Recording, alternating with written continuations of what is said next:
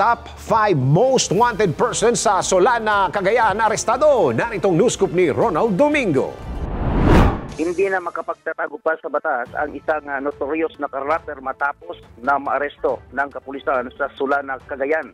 Ayon sa ulat na dakip ang suspect na hinilang si Alex Berto, kinaguri ang top 5 most o provincial most wanted person sa kinasang intelligence driven operation sa lalawigan sa bisa lang isang wardo bares na inilabas ng korte.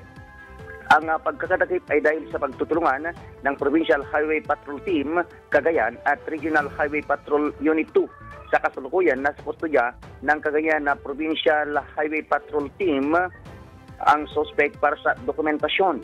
Tinuri naman ni PNP HPG Director Police Brigadier General Elisa Mata ang pagkakatakip sa suspect at sinabing patuloy na susugpuin ang mga individual na sangkot sa vehicle-related offenses upang matiyak ang kaligtasan ng publiko.